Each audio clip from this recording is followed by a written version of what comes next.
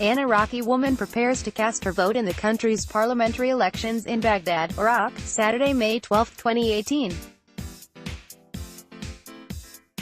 Polls opened across Iraq on Saturday in the first national election since the declaration of victory over the Islamic State group.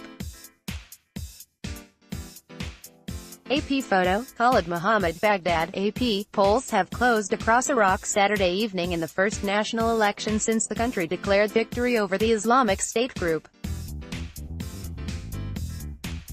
The vote, the fourth since the 2003 U.S.-led toppling of Saddam Hussein, was marked by reports of low turnout and irregularities.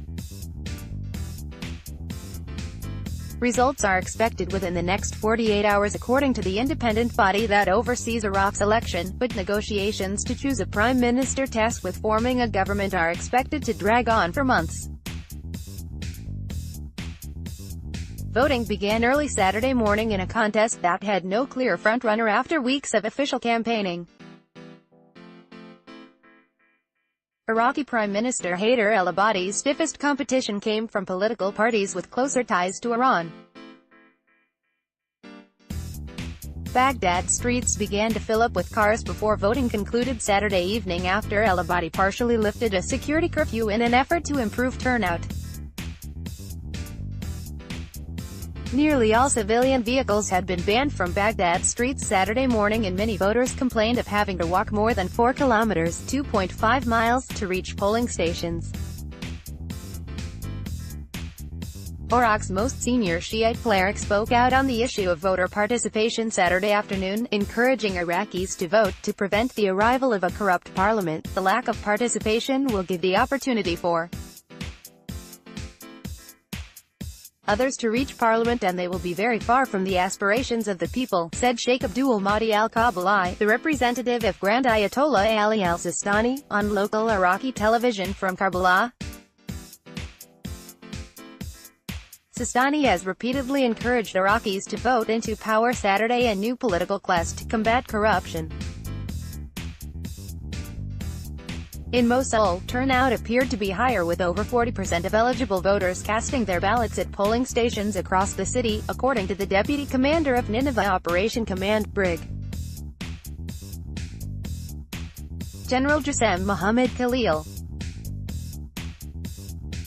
For those who did attempt to vote, some in Baghdad complained of voting irregularities at polling stations linked to a new electronic voting system implemented for the first time this year in an effort to reduce fraud.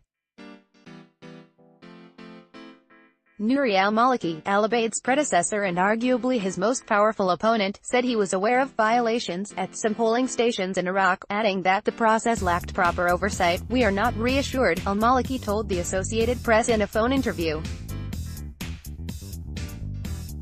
Thamer Arif, 45, along with his wife and daughter were turned away from a polling station north of central Baghdad.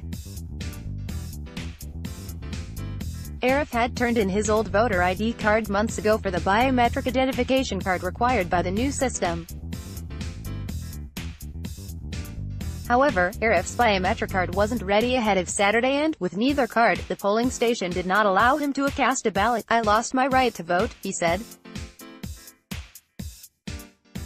Associated Press journalists documented several similar cases at a number of different polling stations across Baghdad Saturday morning. Khalid Mohammed, the supervisor of a polling station in Azamiya, Baghdad, said some people couldn't vote because they did not pick up their new biometric ID cards in time. "The problem is not with us," she said.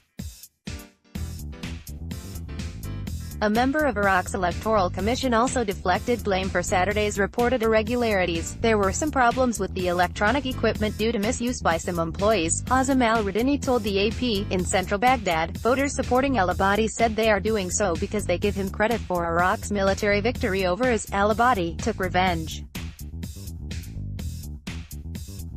for civilians killed in insurgent attacks in Iraq with the victory over Daesh, said 71-year-old Faliha Hassan, using the Arabic acronym for IS. After IS overran nearly a third of Iraq in the summer of 2014, the group launched waves of suicide bombings, targeting civilians in Baghdad and other pockets of government-controlled territory.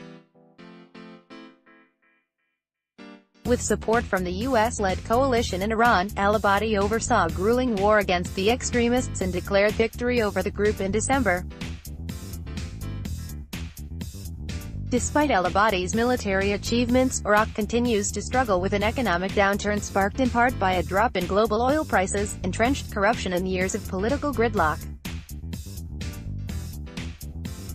In addition to al-Maliki, al-Abadi's most powerful competition is from an alliance of candidates with close ties to the country's powerful, mostly Shiite paramilitary forces, and an alliance led by influential Shiite cleric Muqtada al-Sadr. Jazim Mohsen, 58, who fought against IS with the paramilitary forces, said he's casting his vote for the alliance with paramilitary ties because of their personal sacrifices. I elected the fatalist because they are the only ones who fought, nation gave blood, he said. Sunnis voting Saturday said they are hopeful this election will help Iraq move beyond sectarian politics and become more inclusive.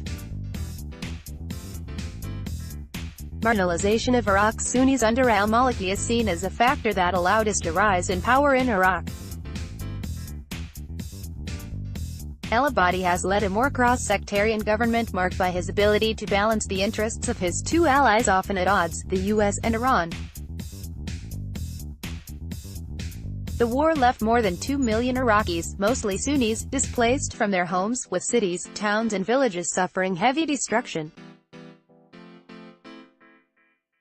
Repairing infrastructure across Anbar and Nineveh provinces, both majority Sunni areas, will cost tens of billions of dollars. Abdul Razak Qb and his wife Suhail Ahmadi, both Sunnis from Baghdad, said they would not be voting for al-Abadi, casting their votes instead for a Sunni-led political alliance. The victory is not 100%, there is still Dashir, said Mahdi. The government is neglecting the refugees because they are Sunni. They left them in the camps, in the winter it floods, in the summers, they go hungry, she added. In total, there are 329 parliament seats at stake, with nearly 7,000 candidates from dozens of political alliances. Iraq's constitution allows lawmakers more than 3 months after the ratification of the election results to form a government. But many expect the process to drag on for much longer if there is no clear winner, as dozens of political parties attempt to cobble together a political bloc large enough to hold a majority of seats in parliament.